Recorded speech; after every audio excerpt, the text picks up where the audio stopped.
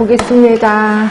자, 이렇게 우리나라는 그냥 저출산 고령화 사회, 이제 아실 거예요. 그래서 이제 277쪽에 보시면 저출산 고령화 사회 한국의 특성에 대해서 좀 나왔는데, 읽어보시면 아시겠지만, 고령화 속도가 엄청 빠르다는 것. 예상보다 좀 더 빠릅니다. 그리고 2번에 보시면 고령화의 지역별 편차가 엄청 크다는 거. 그러니까 시골 같은 데 가면 그냥 70세도 어린아이가 뭐 이런 식으로 얘기를 하더라고요. 그렇죠?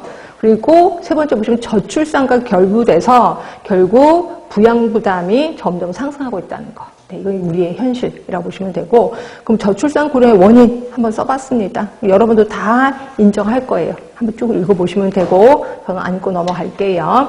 그래서 이제 국가 차원에서 저출산 고령화 대책을 내놨습니다. 그래서 뒤에 278쪽에 보시면 1차, 진짜 꿈은 컸어요. 새로맞이 플랜 2010. 그래서 새로 맞이한다 라고 해서 새로맞이 2010 있고, 그 다음에 2차 새로맞이 플랜 2015. 그러니까 5년마다 계획을 짰거든요.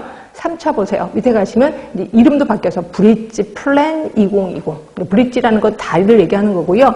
왜 다리냐면 옆에 그림 보세요. 다리가 보이실 거예요. 2015년에서 2030년으로 넘어갔는데 다리가 있을 거예요. 그래서 이걸 잘 넘어가자라고 하는 건데, 2015년까지는 인구가 많아서 행복했어요. 그래서 이걸 우리 보너스 시대라고 표현합니다. 보너스 시대.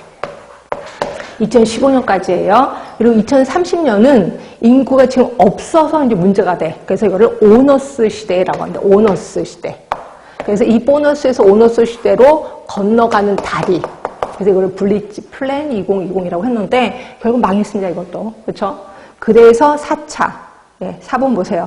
4차 저출산 고령사회 기본계획을 보시면 없어요. 이름도 없어요.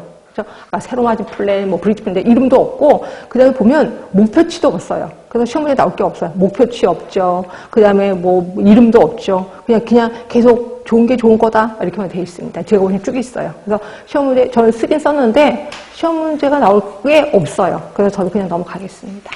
이렇게 해서 우리 인구 쪽은 끝났고요. 기출문제 잠깐만 보겠습니다. 282쪽에 보시면 보건지표에 대한 설명으로 옳지 못한 거예요. 자, 정지인구는 출생률과 사망률이 같아서 자연성장률이 제로인 거 맞죠? 폐쇄인구는 출생과 사망만으로 인구가 변동되는 인구 맞죠? 사회적인 증가가 제로니까. 3차 성률은 현재 인구 괜찮지 않아요? 그 다음에 총 재생산율은 여성이 일생 동안 출생한 자녀의 수가 아니라 여자의 수를 얘기하는 거죠. 문제가 이렇게 나오는구나. 답은 4번이에요.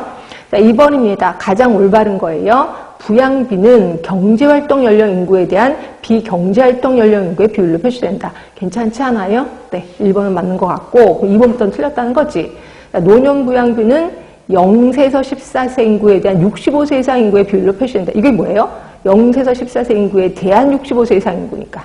얘는 노령화 지수를 얘기하는 거지. 노년부양비가 아니라. 그래서 2번 틀렸고, 자, 3번 15세에서 64세 인구에 대한 65세 이상 인구니까 이거는 노년부양비를 얘기하는 거죠. 자, 4번입니다. 출생 시 여자 100명에 대한 남자수. 그러면 이거는 1차 성비가 출생 시니까 2차 성비가 되는 거죠. 그래서 전체적으로 다 알아야 답을 쓰게끔 나오는구나. 자, 3번도 조금만 더 보겠습니다. 인구 구성 지표에 대한 설명으로 가장 옳지 않은 거야.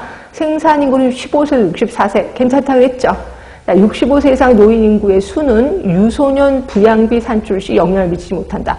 그렇지 않아요? 그러니까 유소년 부양비하면 그러니까 소년 부양비를 얘기하는 거고, 이때 65세 이상 노인 인구 수는 들어가지도 않거든요. 그러니까 2번은 맞아요. 자, 노령화 지수는 65세 이상의 인구를 생산인구로 나눈 거다? 아닌 건 아시지? 그렇죠? 노령화 지수는 뭐예요? 0세에서 14세 인구에 대한 65세 이상 인구의 비율을 얘기하는 거죠. 그래서 틀렸고, 4번 부양비는 유소년 부양비와 노년 부양비 합이다? 괜찮습니다. 이때 부양비는 총 부양비를 얘기하는 거니까. 그 다음에 4번 보세요. 대놓고 나왔습니다. 노령화 지수의 분모가 뭐냐? 노령화 지수의 분모는 뭔데? 0세에서 14세 미만. 그래서 답은 2번인 거고. 자, 5번 보세요. 노령화 지수를 구하라고 아예 대놓고 나왔습니다. 이게 요번에 시험 문제 나왔는데, 그 노령화 지수는 몇 세부터, 밑에 분모가 0세에서 14세지. 10명 분의 65세 이상 40 곱하기 100 하면 400이 되는 거죠. 그래서 4번이 답이 되는 겁니다. 자, 6번도 노년부양비 구하라고 나왔고요. 그래서 이것도 구할 수 있으실 거니까 그러니까 식을 외우시라고 제가 자꾸 말씀드렸습니다. 자, 7번도 볼게요. 우리나라에서 계속 증가할 것으로 예상되는 것, 일단 기대수명. 그러니까 기대수명은 예전에 평균 수명이었었습니다. 기대수명이 점점 올라가고 있다는 거 알고 계시면 되고, 지금 우리나라 평균 수명, 기대수명이 83.6세인가 그럴 거예요. 그렇죠? 그게 있는 거고, 기대수명과 평균 수명의 차이점을 이미 다 말씀드렸습니다. 그 다음에 성비, 요거는 여자가 좀 많으니까 증가되는 것보다는 좀 줄어들 것 같은 느낌이 드셔야 돼. 그 다음에 노령화 인구, 당연히 많이 증가될 거고, 학교 출산율은 거의 밑으로 뚝뚝뚝 떨어지고 있는 거 아실 거고, 답은 2번이 되는 거죠. 그렇죠? 그 다음에 8번 보세요. 인구 피라미드에 대한 설명이에요. 옳지 않은 거를 고르랍니다. 남자는 왼쪽에, 여자는 오른쪽에. 예, 맞아요.